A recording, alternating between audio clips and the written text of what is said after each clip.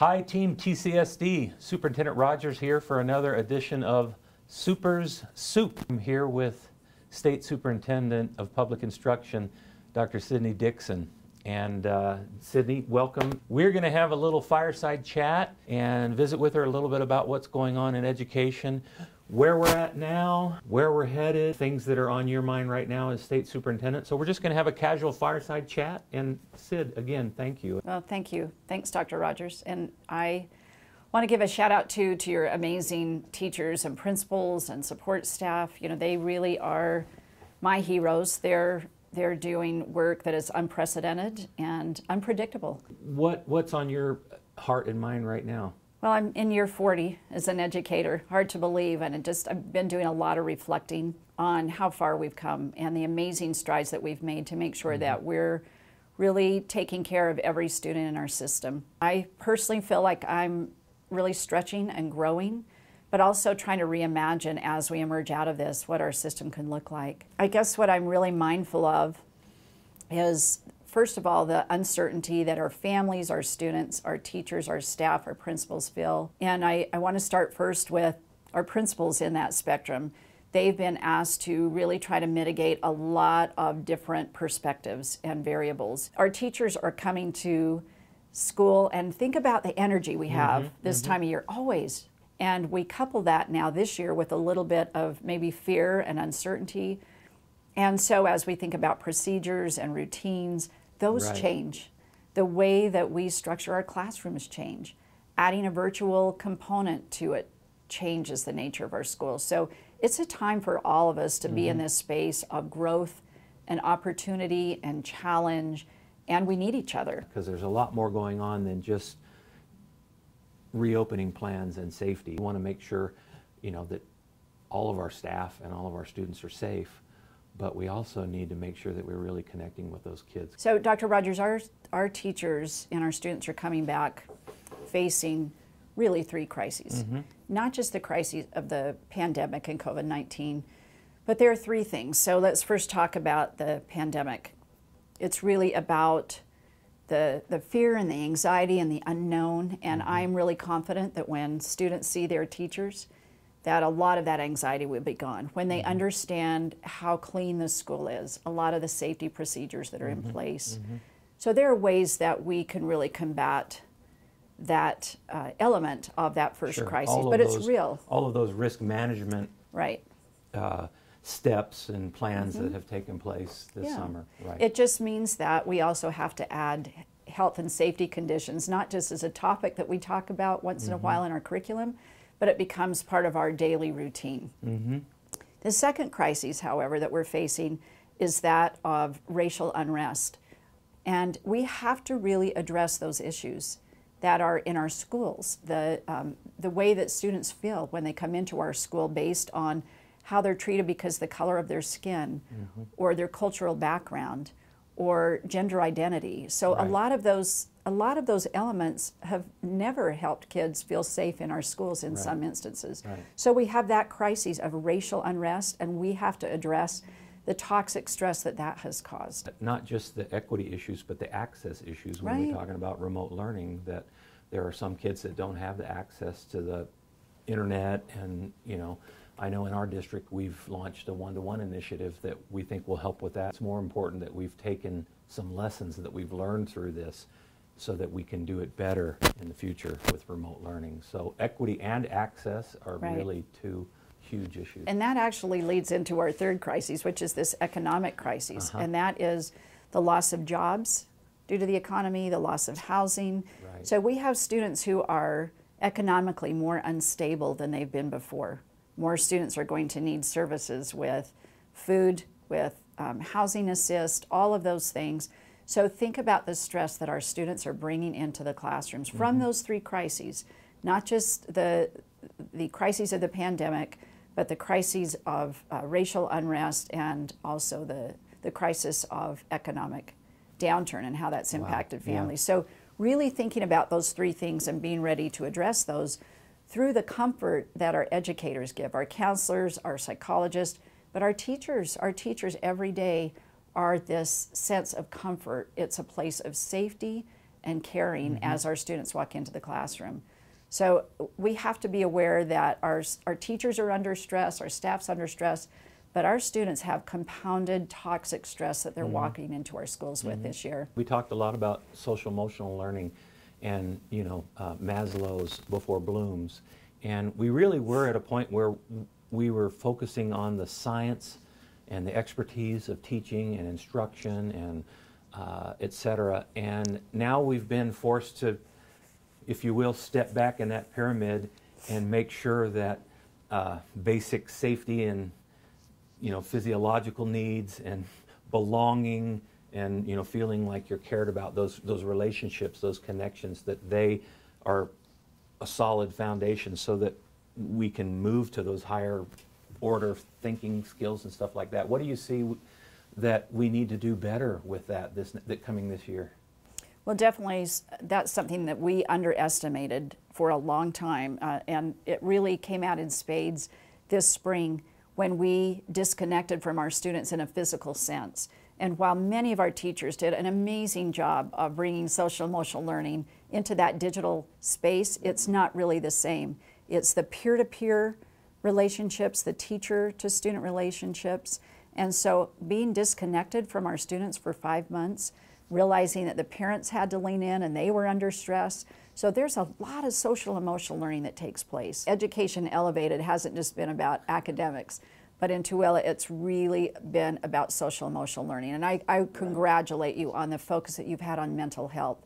So it's about relationships, and that is the foundation for good learning to take place. Yeah. Without that, the academics is all for naught if our students don't know that we care about them, that we're providing access to tools, that there's equitable practices in our schools. This really was a loss for teachers and students. I want our teachers not to worry about all of the academics. When we come back to the classroom and get set day one, let's worry about relationships. What have they experienced during COVID? What are their families experiencing? So I think that unpacking all of that is really important. Taking a walk with your students out on the playground and just thinking of different ways of not being so intensely focused on catching students up. It's not their fault, it's not our teachers' fault. So let's be clear that our teachers are the most creative problem solvers ever. I would just encourage them to build relationships with each other, with parents especially, triangulate that with parents. They're such an important part of this equation, and get that foundation reset. I so love what Dr. Covington said about if we can spend even 2 weeks with our students, it will be worth it to establish that relationship and check in with them to see where they're at with their social, emotional, and mental health, as well as academics.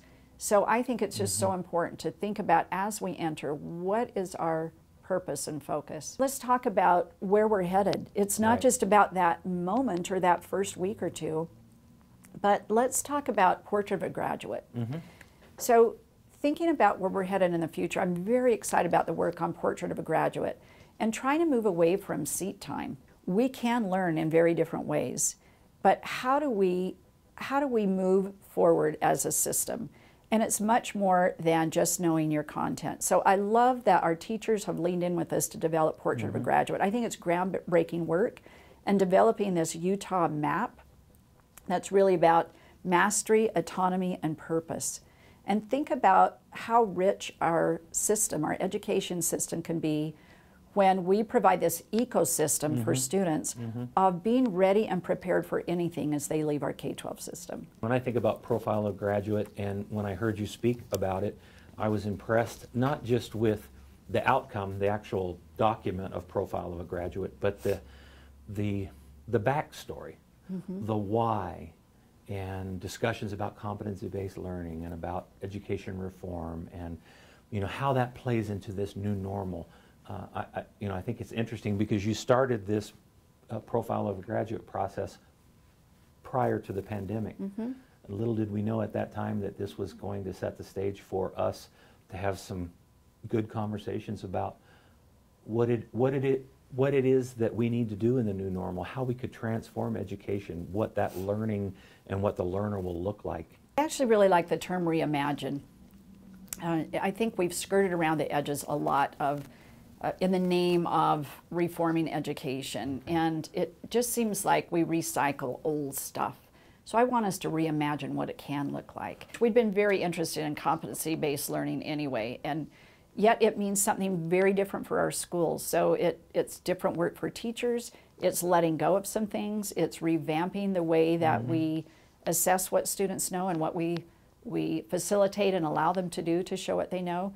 So what better time to really lean into that than this time, where seat time is not as important as it used to be. We learned that in the spring. One of the reflections of our teachers that I've been really interested in since the spring is the reflection of, am I giving the students the right amount of work, the right challenge?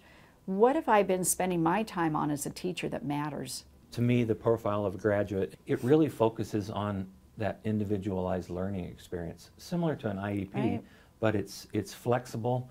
It can be taken remotely, but it can really be that teacher guiding the learning. I felt like Profile of Graduate really did center around the learner and what do we want the learner to experience. It's really an aspirational document to say, what do we want students to master? Certainly we want them to master some content standards, but be digitally literate, civically engaged. So those are some really important elements to mastery. But when it comes to autonomy, how do we help them be interdependent with colleagues, but really think about things like collaboration and creativity, problem solving, and then purpose, engaging in service learning. When our students leave our system, what will they know and be able to do and be able to become as a result of our work? And I appreciate that, because the word that has been used so much is reform, as if something was broken or criminal and you're reforming. But reimagining and doing a little bit of that, what if? What could we do differently? How could we improve that? I mean, we've actually noticed that our discussions through the fourth quarter started around attendance, but quickly changed to engagement. And we'll take engagement, authentic, active engagement over attendance and seat time any day. We need to give teachers that, in my opinion, that autonomy and the right to take risks, try new things, to practice. I feel like Profile of Graduate will help us to remain centered, remain student-focused, and to kind of build on those skills. And it's not just about content, it's about really the experience for the learner. We have put so much on our teachers' plates that we have not given them the time to slow down and really engage in, is this working? Why or why not is it working for the student? Have the student be part of that feedback loop, and teaching students how to do that for themselves. And that's part of that autonomy in the Portrait of a Graduate. But I know that your plan for reopening schools doesn't please everyone, but I've talked to teachers in Tooele who have said, at least we had focus groups. We had an opportunity to give input. At the end of the day, those decisions are made by local boards. I am just so proud of our educators, and particularly those in your own district, and the counselors and the psychologists and the paraeducators and the bus drivers. Everybody plays a role. Think about how hard our custodians are working. Our schools are cleaner than they've ever been. I can't believe how many meals we fed our food service folks over the summer. And, they were called upon to do 70,000 meals per week. Isn't it amazing? Kind of thing. And the way they shifted their menus to make it so much easier and safer. So just so proud of every single person in the system. I know you as someone who has the heart of a teacher and the heart of a counselor and a fierce advocate for students and for staff alike. What would you say to our teachers? I mean, if they could be in this room right here? First thing I would say is to just go easy on yourself. I think our teachers right now have so much pressure and so many expectations for themselves. They want everything to be just right, and they don't want to let up on their content and the expectations there. Just the fear of the unknown, anxiety. I would just say, take a deep breath and lean into just knowing that it'll be okay. And don't worry if the plan that you had for day one doesn't work. It will work on day 2 or day 3, and you'll come up with another plan, because that's what teachers do. They're flexible and they're creative. So the main thing is just to go easy on themselves and take care of themselves. The answers are within the collective group of our teachers in each of our districts. I really, truly believe that. Yeah, and our place of safety has to be where we work every day. So we have to create environments in our schools that we feel emotionally safe and physically safe coming into. And we've underestimated that. So we've missed each other peer to peer. I have had the good fortune to have advisory groups this summer to be able to interact and to figure out what it is that is on their minds and what they need.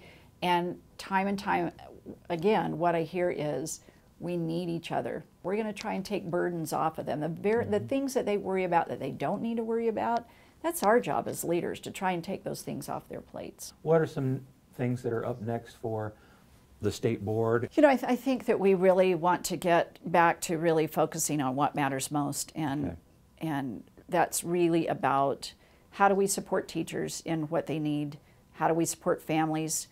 For me, broadband has become an essential utility, and if we can't address broadband as a matter of access and equity, then we're going to continue to see this digital divide and an economic divide. It's not just about this COVID moment, but it's really about a way of being in the future. That's really important for us to focus on.